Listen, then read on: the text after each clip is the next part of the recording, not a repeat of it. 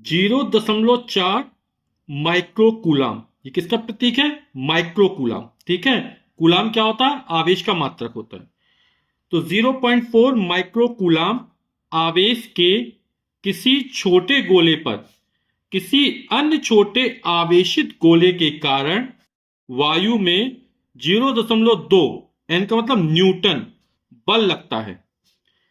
यदि दूसरे गोले पर 0.8 माइक्रोकूलाम म्यू सी है ना आवेश हो तो दोनों गोलों के बीच दूरी कितनी है और दूसरे गोले पर पहले गोले के कारण कितना बल लगता है, यह हमको ज्ञात करना है। तो पहला जो आवेश है उसका परिमाण कितना दे रहा है, यानी Q1 का मान हमको कितना दे रहा है? 0.4 म्यू सी यानी माइक्रो कूलाम। और दूसरा जो गोला है उस पर कितना आवेश है? Q2 का मान कितना है?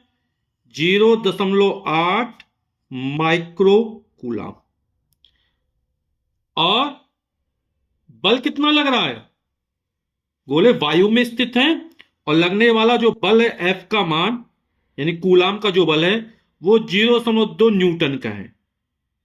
तो कूलाम के बल का सूत्र लगा देते हैं। तो F बराबर क्या होता है? दूरी ज्ञात करना है। तो F बराबर होता है 1/4πε0 कैपिटल K, है ना। चूंकि कैपिटल K का मान जो होता है हवा या निर्वात के लिए कितना होता है? 1 होता है ना। फिर Q1 Q2 अपॉन R², ये लगने वाला वैद्युत बल है ना। अब 1/4πε0 का मान कितना होता है? 9 × 10⁻⁹ न्यूटन मीटर स्क्वायर प्रति कूलाम स्क्वायर। तो यहां पर ये जो माइक्रो कूलाम में दिए गए हैं है ना, इसको कूलाम में चेंज कर लेते हैं। आप लोग जानते हैं 1 माइक्रो कूलाम बस 10⁻⁻6 कूलाम होता है। तो हो जाएगा 0.4 × 10⁻⁻6, ये कूलाम में चेंज हो गया। इस तरह इसको चेंज कर लेंगे, हो जाएगी 0.8 × 10⁻⁻6 कूलाम। प्रश्नों को हल करते समय जो मात्रक होने चाहिए वो एक ही पद्धति में होनी चाहिए, एक ही सिस्टम में होनी चाहिए, है ना। अब मान रख देते हैं F का मान कितना दिया? 0.2। 1/4πε0 का मान कितना होता है? 9 × 10⁻⁹। और मात्रक क्या होता है इसका? न्यूटन मीटर स्क्वायर प्रति कूलाम स्क्वायर। Q1 का मान 0.4 × 10⁻⁻6।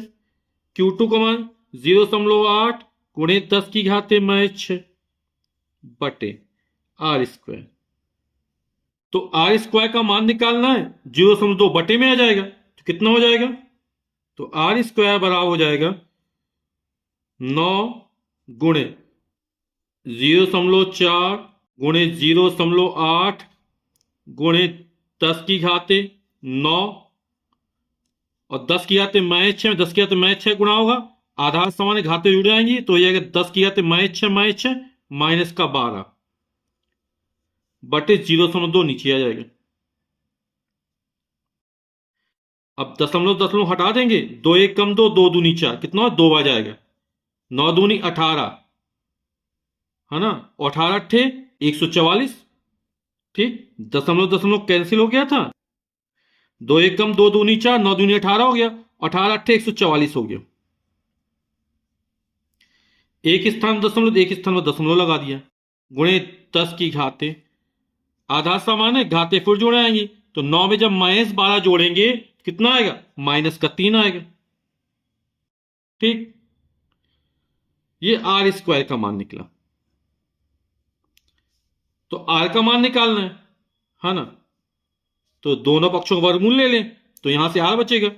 अब इसका वर्गमूल निकाल थोड़ा मुश्किल है, तो हम क्या करते हैं, दशमलव के एक स्थान इस तक खिसकाते हैं, है ना। तो 144 हो जाएगा। 144 का वर्गमूल कितना? 12 होता है ना।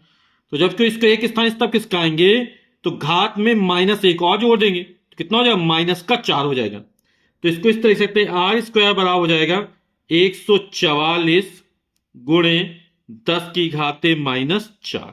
ठीक है, दशमलव एक स्थान इस तक खिसकता है तो -1 और जोड़ देते। अब दोनों पक्षों का वर्गमूल लेंगे तो r का मान निकल आएगा। दूरी कभी भी ऋणात्मक नहीं होती है ना, तो मान धनात्मक ही निकलेगा। जब वर्गमूल लेते हैं तो प्लस माइनस होगा ना, लेकिन दूरी कैसी होगी, धनात्मक होगी। तो 144 का वर्गमूल कितना निकलेगा, 12 निकलेगा। और 10 की घात -4 का 10 की घात -2, 10 की घात -2 गुणे 10 की घात -2, 10 की घात -4 होता है, 10 की घात -2 निकल आएगा। ठीक, तो आर, और ये कितना होगा, मीटर में होगा। आप लोग जानते हैं 1 सेंटीमीटर बाबा 10 की घात -2 मीटर होता है। 10 की घात -2 है नहीं, 1/100 है ना, तो कितना हो जाएगा, ये 12 सेंटीमीटर हो जाता है। स्मॉल आर का मान निकल आएगा 12 सेंटीमीटर। 1 सेंटीमीटर बराबर 10 की घात -2 मीटर। 1 मीटर बराबर होता है 10 की घात 2 सेंटीमीटर। 100 सेंटीमीटर ना, 10 गुणा 10 100 हो जाएगा। इस तरह 1 सेंटीमीटर बराबर होता है 10 की घात -2 मीटर। तो 10 की घात -2 मीटर को हटाया और यहां पर सेंटीमीटर आ गया। ठीक, तो उत्तर हो जाएगा आर 12 सेंटीमीटर। फिर यहां पे कह रहा है दूसरे गोले पर पहले गोले के कारण कितना बल लगता है। तो पहला गोला दूसरे गोले पर जितना बल लगाता है, दूसरा गोला भी पहले गोले पर उतना ही बल लगाता है। अपने सूत्र पढ़ा ना, सूत्र क्या होता है, F बार 1/4 Q1 Q2 अपॉन R। इसके दोनों आवेश आ गए ना, दो गोले हैं, तो पहला गोला दूसरे गोले पर जितना बल लगाएगा, दूसरा गोला भी पहले गोले पर उतना ही बल लगाएगा।